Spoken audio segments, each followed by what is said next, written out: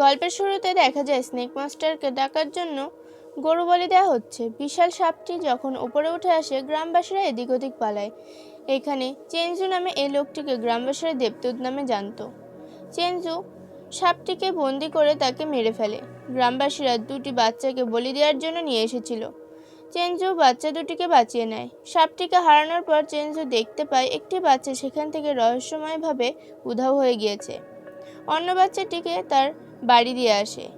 এবার একজন মা তো আর নিজের বাচ্চার বলি দিতে পারে না, তাই বাচ্চা দুটির মাকে নিজ ঘরে বন্দি করে বাচ্চা দুটিকে বলি দেওয়ার জন্য জোর করে নিয়ে গিয়েছিল গ্রামবাসীরা। এবার চেঞ্জু বাচ্চা দুটির মাকে মুক্ত করলে অন্য মেয়েকে হারানোর শোকে কান্নায় ভেঙে পড়েন। এরপর আমরা দেখি কাঠের ব্রিজের ওপর গ্রামবাসীরা পাহারা দিচ্ছিল। তখন একটি লোক সেখান দিয়ে ড্রিঙ্ক করতে করতে যাচ্ছিল। তখনই উপর থেকে এক দানব এসে তাকে নিয়ে যায়। আর সেটা দেখে গ্রামের সব লোক গিয়ে ওঠে সরপঞ্চের বাড়িতে। এরপর সরপঞ্চি তাদের সবাইকে নিয়ে দেবদূতের কাছে যায় এবং দেবদূতকে দোষারোপ করতে থাকে যে যবে থেকে তুমি এখানে এসেছো তখন থেকেই এই দানব গ্রামে এসেছে।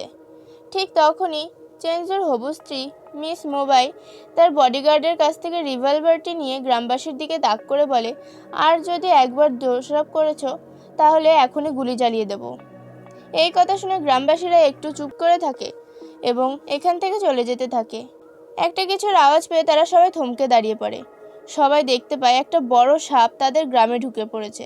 গ্রামবাসীরা ভয়ে পালিয়ে চেঞ্জুর ঘরে ঢুকে দরজা বন্ধ করে দেয়, কিন্তু সাপটি ঘরের চাল ভেঙে ভেতরে মুখ ঢুকিয়ে দেয়।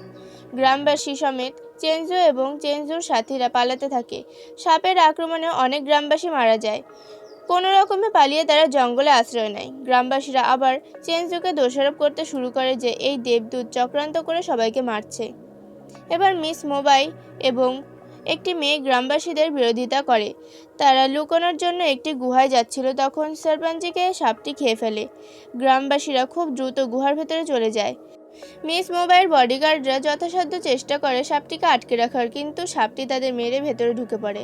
নিরাপদ জায়গায় যাওয়ার সময় একজন গর্ভবতী মহিলা পড়ে যায়। তাকে বাঁচানোর জন্য চেঞ্জু আর আলফাজ যায়। ওই মহিলার স্বামী নিজের স্ত্রী আর অনাগত সন্তানের জীবন বাঁচাতে নিজের জীবন সাপের মুখে বিসর্জন দিয়ে দেয়। এবার আলফাজও নিজের ছোট মালিককে বাঁচাতে গিয়ে সাপের গাতে মারা যায়।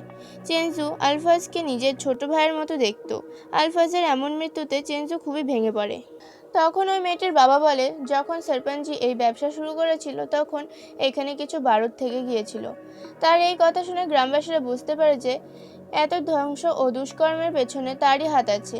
যাই হোক, গ্রামবাসীরা বলে এই বারুদ সাপকে বাইরে ডেকে ইউজ করতে হবে। যদি এখানে ইউজ করি তাহলে সবাই মারা যাবে, কিন্তু কারোর মধ্যে সাহস নেই যে সাপটিকে মারতে বাইরে নিয়ে যাবে। তখন বিংবে বলে, আমি যাব। চেঞ্জু বলে, আমিও যাব। আমি আলফাজের বলিদান বিফলে যেতে দেব না।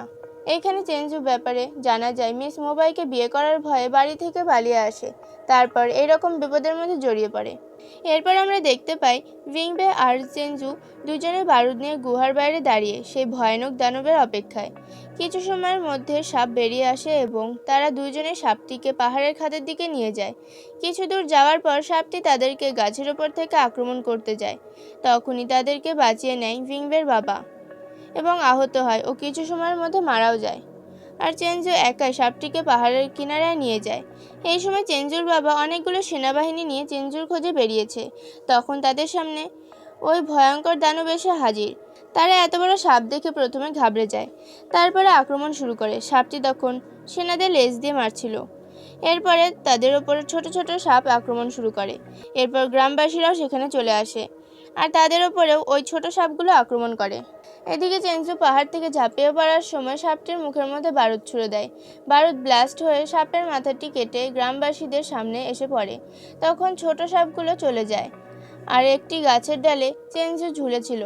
তখন তার বাবা এসে নামিয়ে আনে। এরপরে আমরা দেখি যে হারিয়ে যাওয়া মেয়েটি ফিরে আসে এবং তার পেছনে আরেকটি বিশাল বড় আকারের সাপ ছিল। সব লোক আক্রমণ করতেই যাবে, তখন ওই মেয়েটি বারণ করে যে একে আঘাত করো না। তার মানে এই সাপটির কাছেই মেয়েটি ছিল। আসলে সাপটি দানবে পরিণত হওয়ার কারণ সরপঞ্চি কিছু লোক নিয়ে সাপের গুহায় ঢুকে সাপের ডিমগুলো ভেঙে দিয়েছিল অনেক বেশি টাকার আশায়। সেখান থেকে সাপের আক্রমণ শুরু হয়। তো আজকের এই মুভিটি এখানে শেষ হয়।